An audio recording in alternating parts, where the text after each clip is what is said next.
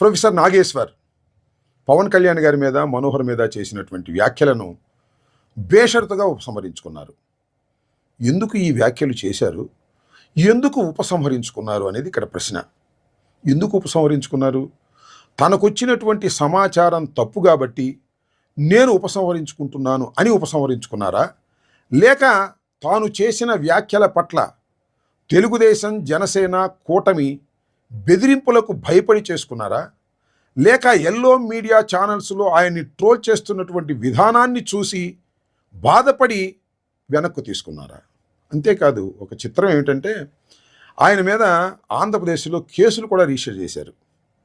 చూశారుగా, ఒక ఎనలిస్టు వ్యాఖ్యలు చేస్తే క్రిమినల్ కేసులు పెట్టి అరెస్టు చేయాలనేటువంటి ఆలోచన కూటమి ప్రభుత్వం, జనసేన చేస్తుందంటే ఎంతకు దిగజారిపోయారనేది ఇక్కడ మనం ఆలోచించవలసినటువంటి అంశం. ప్రొఫెసర్ నాగేశ్వర్ చేసినటువంటి వ్యాఖ్యల వల్ల వారు డ్యామేజ్ అయ్యారనుకుంటున్నారు, కానీ ఆ వ్యాఖ్యల కన్నా కూడా ప్రొఫెసర్ నాగేశ్వర్ని విత్డ్రా చేసుకోవటానికి వారు చేసినటువంటి ప్రయత్నాలు ఉన్నాయే, దారుణమైన ప్రయత్నాలు, దానివల్ల ఎక్కువ డ్యామేజ్ అయ్యారనేది నేను ఇక్కడ అభిప్రాయపడుతూ ఉన్నాను. ఎందుకంటే ఒక ప్రొఫెసర్ నాగేశ్వర్ మీద కేసులు రిజిస్టర్ చేసి అరెస్ట్ చేస్తామని బెదిరించారు ఒకటి. అంతేకాకుండా విచ్చలవిడిగా బెదిరించే ప్రయత్నం చేశారు. ప్రొఫెసర్ నాగేశ్వర్ తెలివిగలవాడు కావచ్చు, ఆయనకి చాలామంది అభిమానులు ఉండొచ్చు, కానీ పాపం ఎంత ఆయన అరెస్ట్ చేస్తే తట్టుకోగలడా, లోపల పెడితే తట్టుకోగలడా, ఆయనకి ఉన్న పొలిటికల్ పార్టీ అండగా ఉందా, ఇవన్నీ చూసుకున్న తర్వాత చిన్న ప్రాణం పాపం భయపడిపోయి ఉంటాడు. భయపడి తాను చేసిన వ్యాఖ్యలను విత్డ్రా చేసుకున్నాడు. దానికి ఏం చెప్పాడంటే, నాదెళ్ల మనోహర్ గారు విత్డ్రా చేసుకోమన్నారు కాబట్టి నేను విత్డ్రా చేసుకుంటున్నాను అనేటువంటి మాట మాట్లాడారు. ఏమండి, ఒక ప్రొఫెసర్, ఒక ఎనలిస్ట్ టీవీల్లో వ్యాఖ్యలు చేస్తే ఏమైనా బూతులు తిట్టాడా? తనకు తెలిసిన విషయాన్ని విశ్లేషకుడుగా చెప్పాడు, దాని మీద కేసులు పెట్టి అరెస్ట్ చేసేటువంటి కార్యక్రమం చేస్తారా? పవన్ కళ్యాణ్ గారు ఇక్కడ ఆలోచించుకోవాల్సిన అంశం ఏమిటి అంటే, ఇలాంటి ప్రయత్నాలు చేయటం వలన మీరు డ్యామేజ్ అవుతున్నారు పబ్లిక్లో అనే విషయాన్ని గుర్తుపెట్టుకోండి. ఈరోజు ఉదయం ఒక వీడియో చూశాను, దానిలో నారాయణ గారు సిపిఐ ఆయన ఒక మాట చెప్తున్నాడు.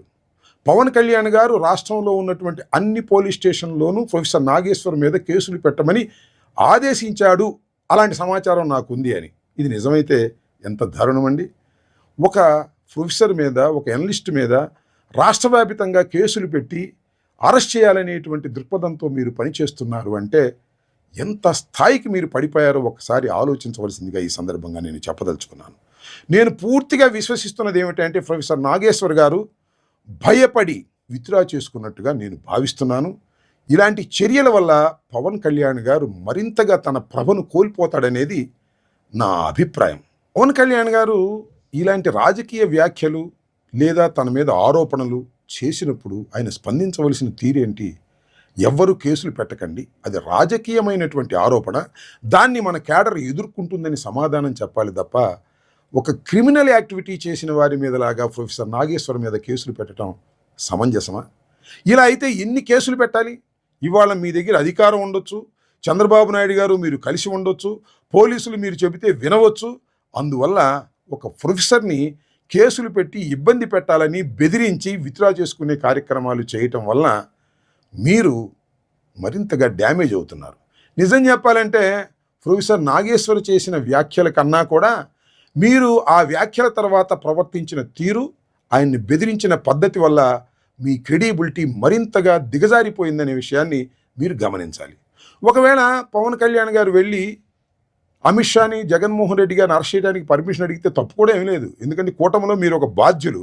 జగన్మోహన్ రెడ్డి గారు స్కాములు చేశాడు, లక్షల కోట్లు కాజేశాడని అనేకమైన ప్రచారాలు మీరు, చంద్రబాబు నాయుడు గారు కలిసి చేశారు కదా. అలాంటప్పుడు అరెస్ట్ చేయడానికి మీరు ప్రయత్నం చేయడంలో పెద్ద ఆశ్చర్యపడాల్సిన అవసరం లేదు. కానీ దాన్ని కూడా తప్పుకుపోయేటటువంటి పరిస్థితుల్లో మీరున్నారు. ఇది చాలా దురదృష్టకరమైనటువంటి పరిణామం.